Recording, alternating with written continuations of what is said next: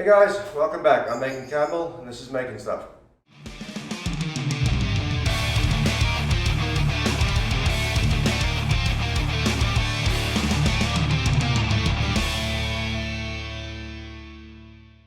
Hey guys, this is Macon from the future. Before we get into this video, I would just quickly like to mention that I know this video is extremely long. I really didn't plan on it being this long, but that's just the way it turned out. As you can probably tell, I'm sitting next to my machine already. So spoiler alert, everything seemed to turn out fairly well. So while I know this video is probably going to be way too long for most people to watch, the main reason why I made it this long and included so much of this process is simply because this is the kind of video that I wish I could have found before I purchased this machine.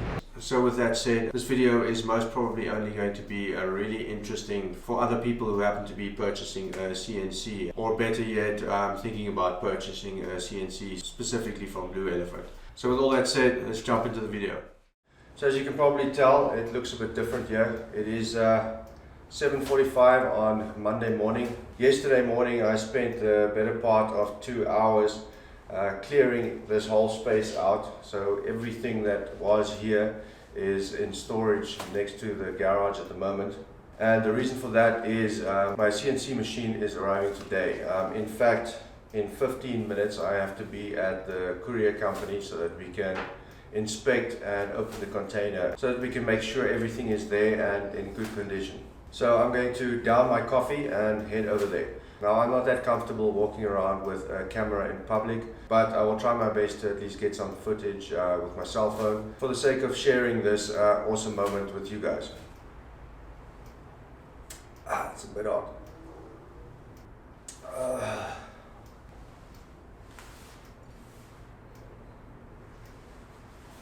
Okay, let's go.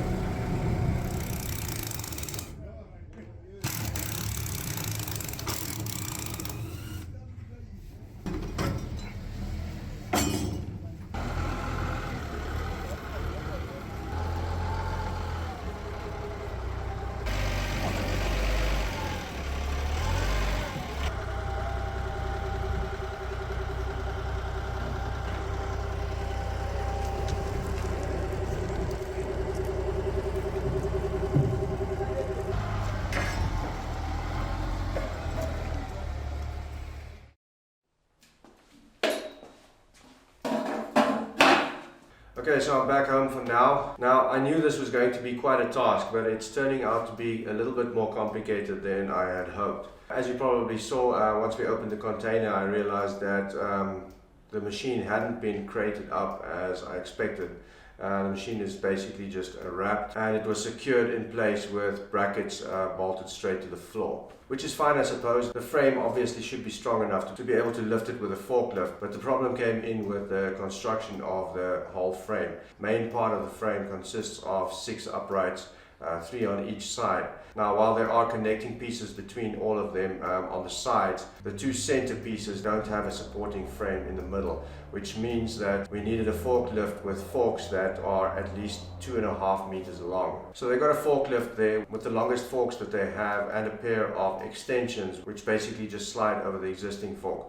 Now, because the machine was so long, we had to kind of put the sleeve on only halfway, and luckily it was still strong enough for us to get the machine out. Now, after seeing this, I quickly started worrying about how I was going to move the machine around at home. Assuming that it was in a pallet, I thought I would be able to just get a pallet jack and be able to move it around to where I needed to be and then remove the crate. But I quickly realized that the size of the frame in width is obviously 1.3 meters, and the standard pallet jack that I'm able to find here in my town is 1.2 meters, and apparently you don't get anything with a longer fork than that. So I immediately started frantically googling, trying to figure out how I'm going to move this machine, and I came across these heavy duty machinery moving trolleys, and I've just spent the last 2 hours going from one place to the next, trying to find someone who either stocks this or who can rent this out. But alas, I wasn't able to find anything like that, so I ended up having to rent a pallet jack anyway. Now my hope is that if I get a strong enough beam of wood that can span the distance between the 2 support beams of the machine,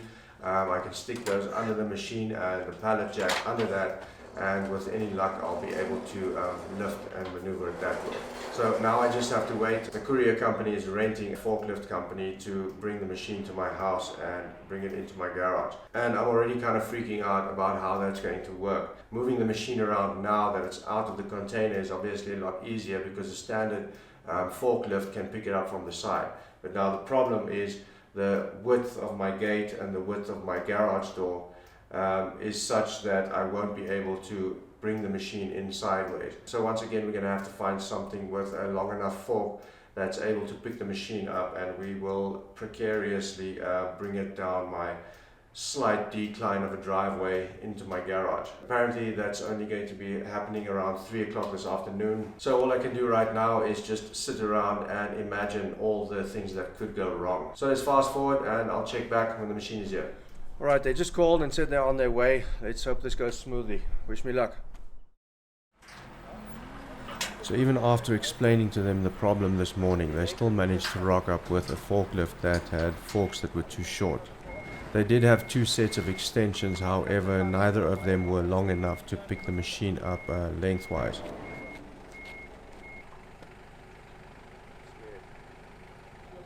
I spent quite some time trying to explain to them why it wouldn't work, but somehow they were just not getting it. So we decided to move ahead and at least get the machine off the truck.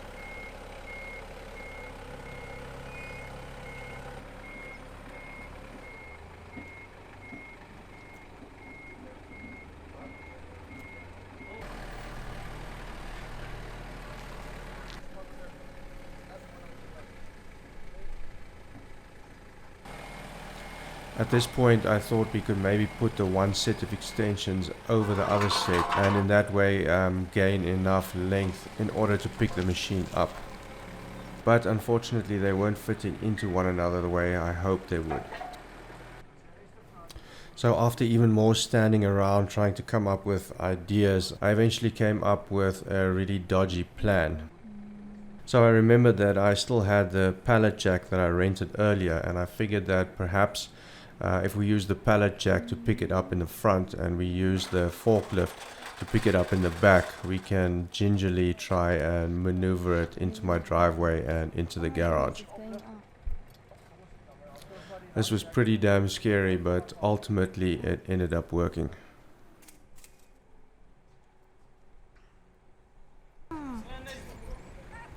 Smile! How silly. Scenic. Oh goodness.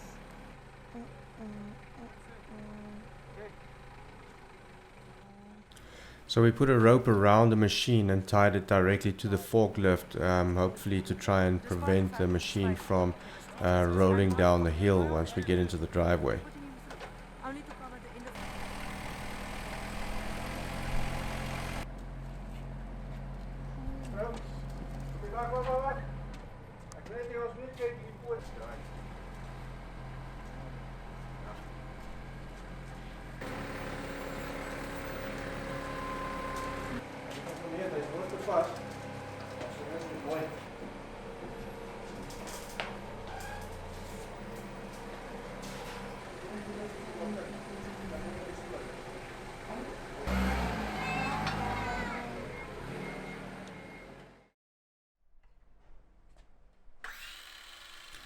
So now that the machine was finally inside the workshop, I had to sacrifice 2 pieces of teak here so that I could try and extend the reach of the pallet jack's forks in order to maneuver this machine into position.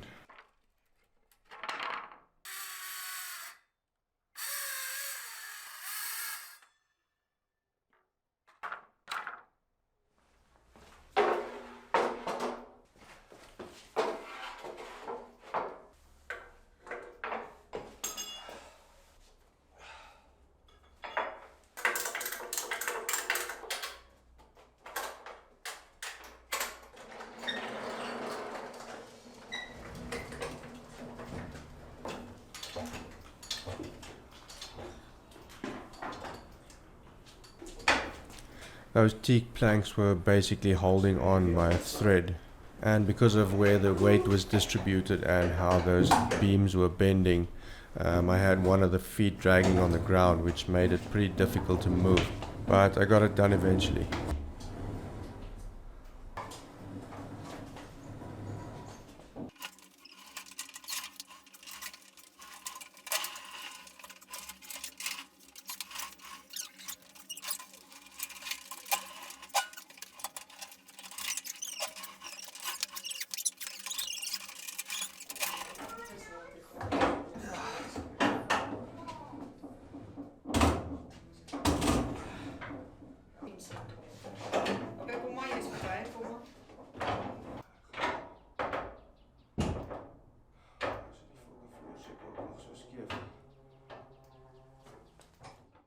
Okay, it's getting late, guys. I've got hockey practice in less than an hour, so I'm going to come back tomorrow morning nice and early and get started with the unboxing, or let's call it unwrapping. So see you then. Okay guys, it's time to get into this machine. Let's do this.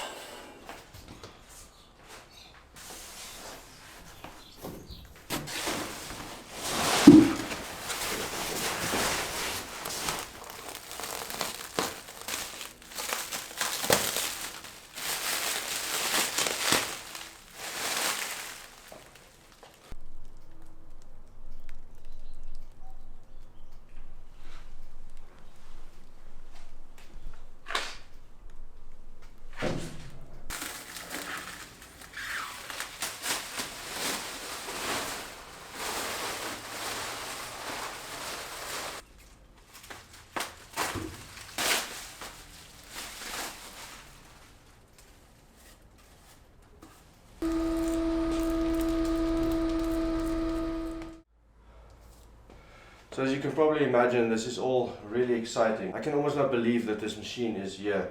I've had some time to look around, never used the CNC before, so I don't know exactly what things to look for. So far I've only found one issue over here, and that's this little lever over here. It's connected to some kind of oil reservoir. As you can see, the arm is bent over here, so obviously this isn't going to work now, but that's a pretty easy fix. That's something that I can just sort out myself. The other thing I've noticed is that obviously the whole gantry and the Z-axis are locked in place with really sturdy L brackets that are bolted into the frame, obviously so that it doesn't move around in shipping. So I'm quickly going to remove those, and then we should be able to move this gantry around.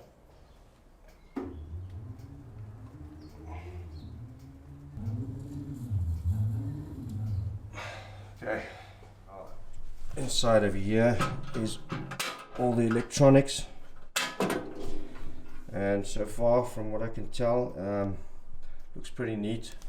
I have however found a couple of loose parts already. Found this plate over here, a bolt, and 2 washers.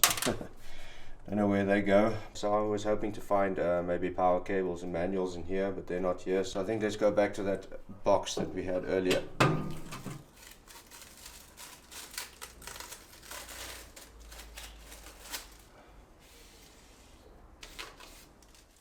Okay, let's see what goodies we got here.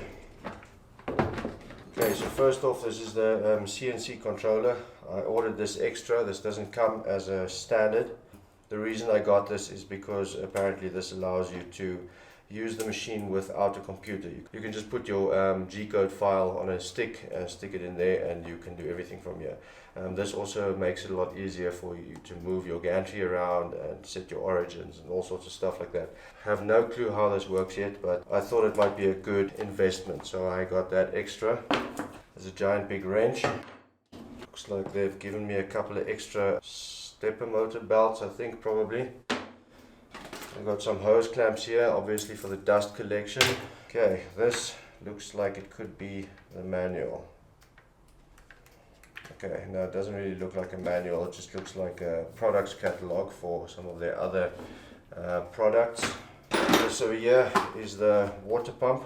Obviously this is a water-cooled spindle, so you need a water pump to pump the water through the system. Here's another wrench, a USB cable, not sure what that's for. Oh, look here, we got leveling feet. That's very good because it's not very level here at the moment. My 2 center feet are standing in the air currently, so I might have to use a jack, get these in under there, and I can get my machine level. Okay, we've got what looks like a router set over here with a bunch of router bits. There are a couple of small random collets over here. 4 in total, seems like it. There's some kind of sensor, I don't know what that's for. Okay, this is the important thing. This is a memory stick. I'm guessing this is going to contain maybe the manual and perhaps some software to run the machine. I don't know if I'll be using any of the software on here, as I'm going to be using VCarve Pro, but the manual I'm hoping is on here, and that definitely I'm going to be needing. Okay, here are a couple of what looks like hose connectors, probably for the water lines. A whole bunch of Allen keys. Got a couple of hold down clamps, which is cool because I don't know where to get these locally. This is a fuse, another fuse, and the rest is just hold down clamps. Okay, so I'm going to leave everything like this for now. I'm just going to clean up over there a bit because that's where I want to put the dust collector.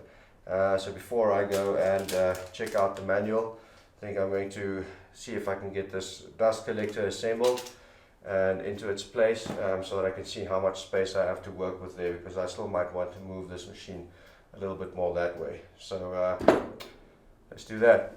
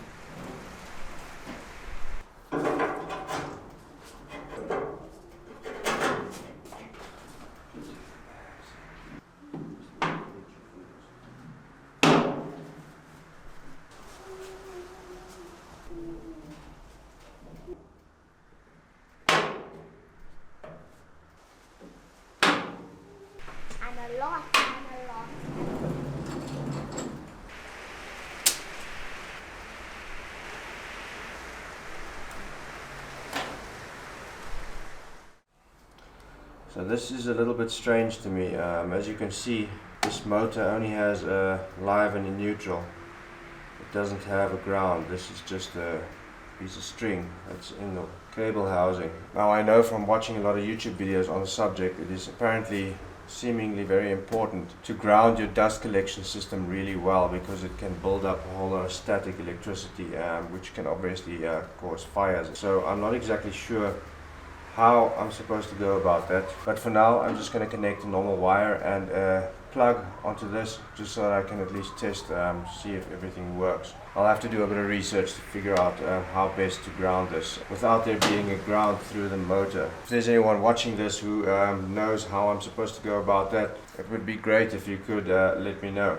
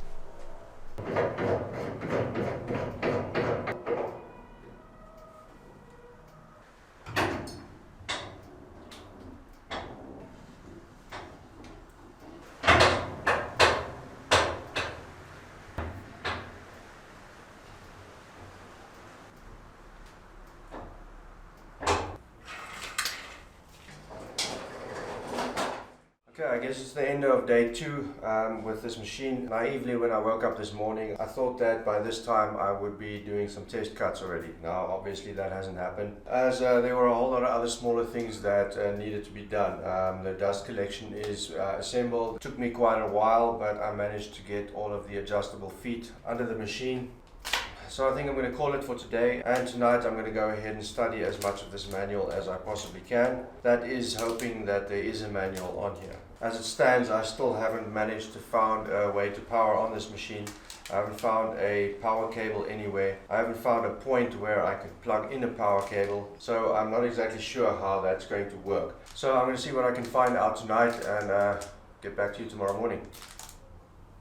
Okay guys, it's Wednesday, day 3, let's get into it. So unfortunately the thumb drive that I got with the machine was not very helpful. So there were basically only 2 things on the thumb drive. There was in fact a manual for the Cnc Controller, which is a good thing, and then there was a crap version of a software called ArtCam.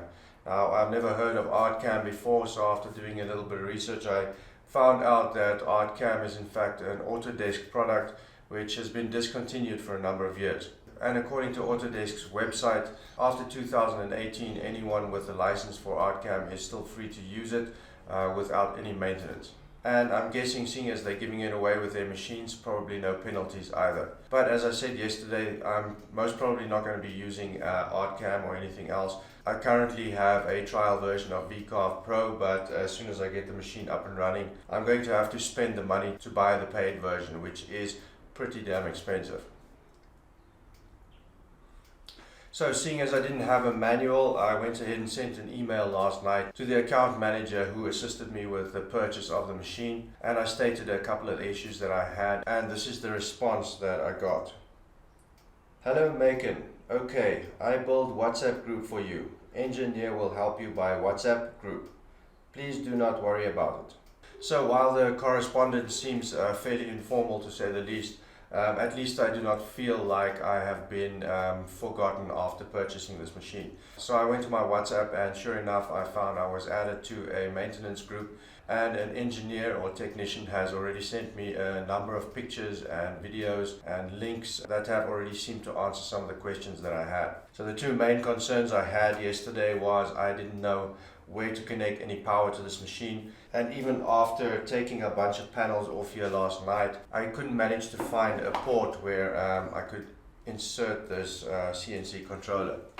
So after looking through all the information they sent, as well as some of the pictures that they sent of my machine after it was built and tested, here's what I discovered.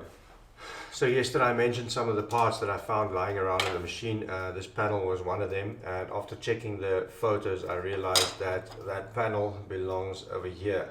And I also immediately realized that this is the mains hookup. Obviously I've never worked with a machine of this size. I mistakenly thought that it would have a plug or something similar to what you'd find on the back of most machines and PCs and stuff like that. But obviously this is where I'm going to have to connect my wires. There's a live over here and a neutral. They're nicely labeled. And once again, something strange is that there doesn't seem to be any ground connected here. I don't know what's up with all the machines not having any ground connections, but I'm going to go ahead and connect a normal 3-core cable, and I'll connect my ground here anyway for the time being. The other thing I couldn't figure out was where to connect this Cnc controller, or I think it's called a DSP, and as you can see it has this serial looking connection. I searched all through here and I couldn't find anything, but when I had a look at some of the pictures that they sent me, I noticed the cable going into the side here, and sure enough, right over there is the connection for the controller. So the machine does have holes on each side over here with plates over there that you can loosen to stick your cables through. So the first thing I'm going to do is connect the power, connect the DSP. Next I'll be sorting out the water pump. Okay, so I was planning on using this random power cable that I had lying around here, but this seemed a little bit thin, so I went out to the hardware store and I purchased this. So as you can see, this is quite a bit more substantial than that, so I think this is going to work better. I also went ahead and I purchased some of these connectors. As I see, that's similar to the ones that they have connected there already. So let's hook this up.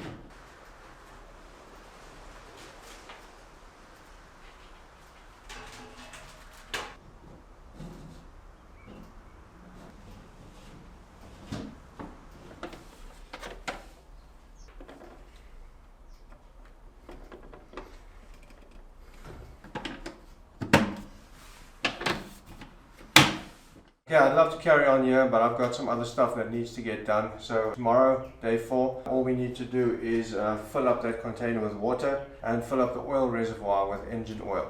And once that's done, technically we should be ready to fire this machine up. So I'm pretty excited and pretty nervous at the same time. So after hockey practice tonight, I'm definitely going to take some time to look through all of the videos and links that the maintenance team has sent me, just so that I can make sure that I'm not missing anything. So I'll see you tomorrow.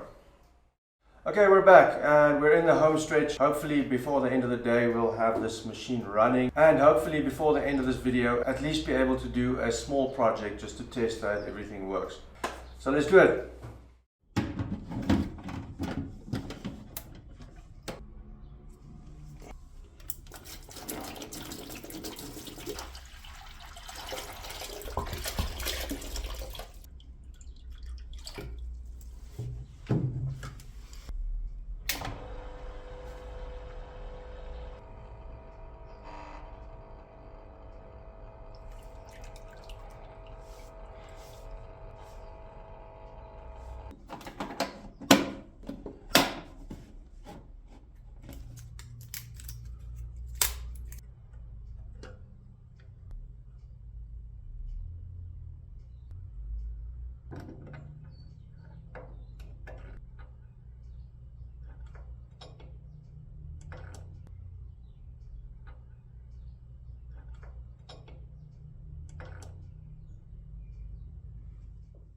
Okay, so some of you may have noticed that the dust collector has got 3 ports on it. The main port I think is 150 millimeters, and the 3 smaller ones branching out from that are 100 millimeters.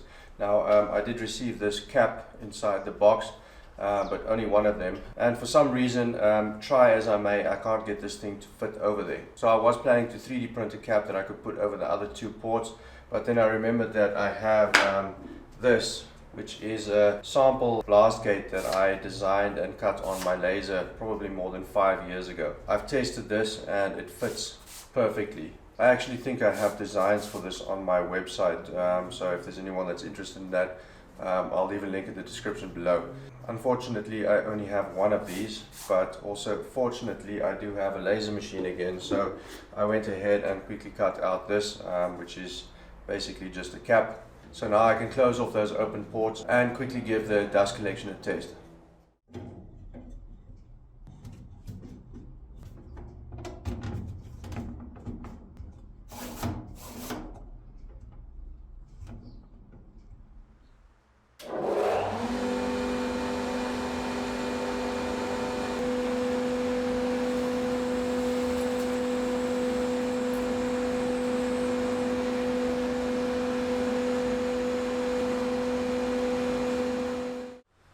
Okay, well I guess that's enough stalling. I'm nervous as hell, but I guess it's time to fire up this machine. I'm not going to be turning the water cooling or the dust collection on now because I'm not going to be cutting anything. But I've got absolutely no idea what's going to happen once I turn this thing on. So I guess there's nothing to it but to do it.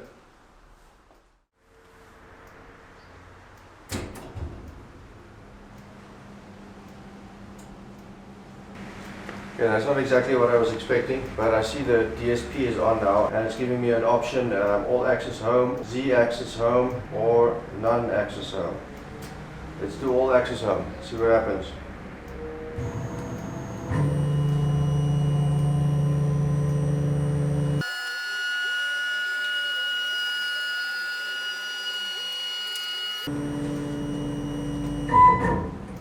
Okay, so it's alive. So it's reading XYZ000, and I'm not exactly sure what to do from here. Let's see if I can move the gantry around with the DSP.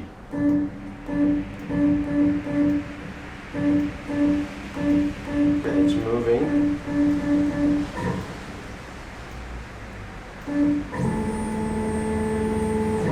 That's Y, plus and minus.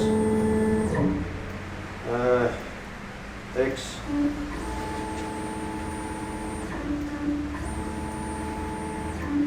Z.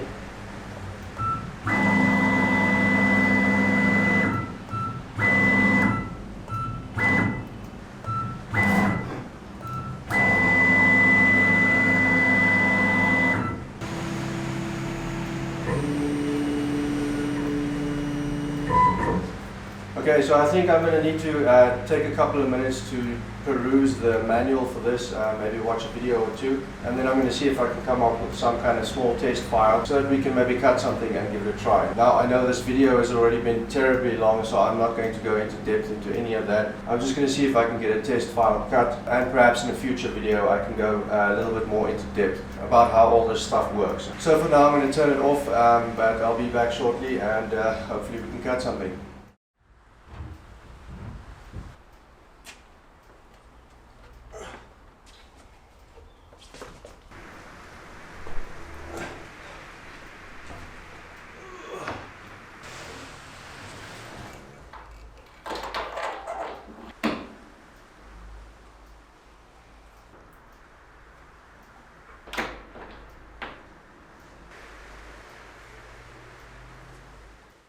Okay, so this is pretty nerve-wracking. I've got my material loaded up here. The project that I want to cut now is a basic corner clamp jig, which is something that a friend of mine asked me to make him. And it seems like the perfect project to test out the machine. So for this first test cut, I'm going to take the dust collector off. If everything works out well, I'll perhaps cut another one using the dust collector so I can see that work too. So wish me luck.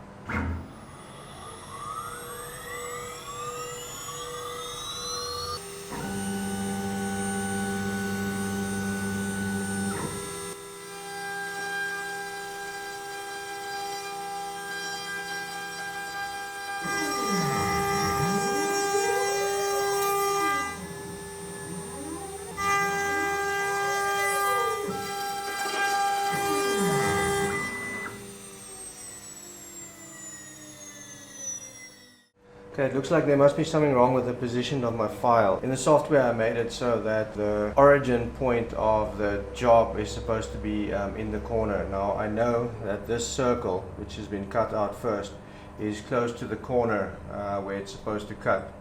So for some reason, even while I positioned my 0, 0 for the machine all the way up there, it traveled all the way down here. So I'm not exactly sure what the issue is with that. For some reason, even though the origin is all the way back there, it's starting the job down here. According to the software, job is supposed to start there and basically cut that way. I know that I cut this hole 50 millimeters, and I know that the corner clamp is 300 millimeters long. So that is really weird. If it was taking the top left corner instead of the bottom left corner, then the origin should be around here. So it's adding an additional 100 millimeters, which is really weird. Okay, I'm going to just try and roll with it. I'm going to put this up a little further, and I'm going to push X that way. This is obviously not the right way to do it, but I'm going to try it just for the sake of getting this piece cut. So let's do it again.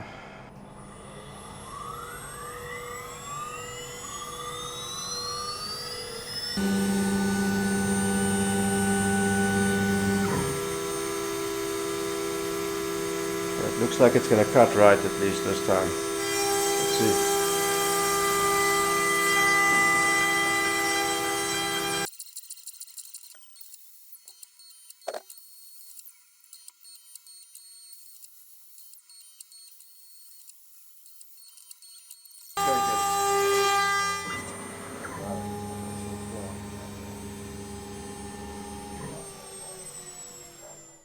Okay, so it seems to have cut the way I expected it to. The problem with the origin and why it's not cutting where it's supposed to, I'll have to figure out at some other point. But what I'm going to do now is try and test it with the dust collector. So I'm going to put the dust boot on here, and I'm just going to move it across enough to where it cuts just next to this one. Start and... Woo. That was scary. Well, I'm going to put on the dust collector.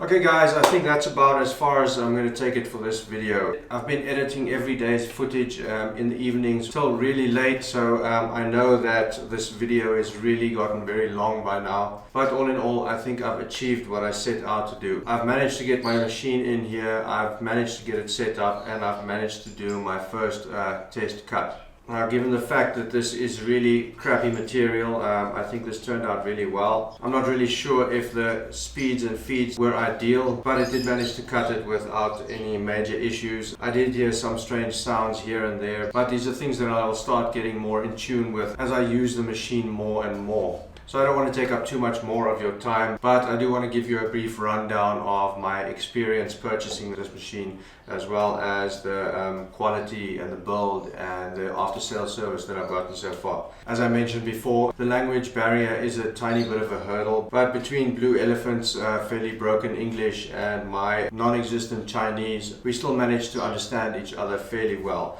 And I must say that almost every single question that I had from the beginning up until the questions that I put through to the maintenance team during the last day or two, the response has been really positive, really helpful, and really rapid. Now, I do live in Africa, and good service is really hard to come by, so there is also a good chance that my standards are just a lot lower than everyone else's. But at the end of the day, I am really happy.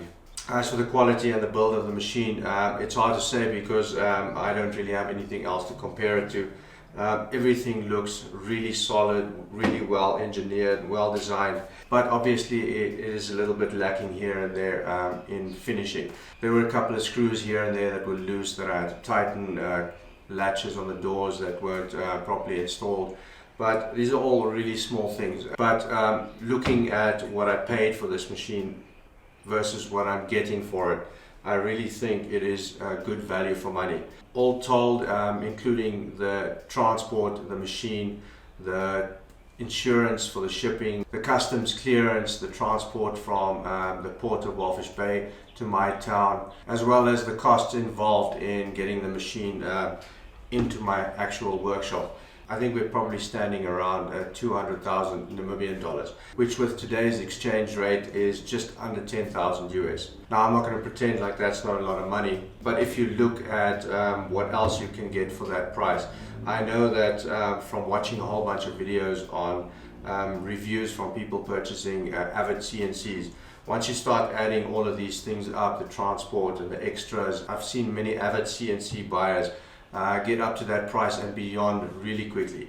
And that being a aluminium extrusion machine, I don't really think that you can compare that to something like this. If you get any other brand name machine like a Laguna or a Shop Saber, which is fully welded solid metal construction as this is, I think you could probably easily pay 2 or 3 times the price. So all in all, in closing, I would say that my experience has been a very positive one.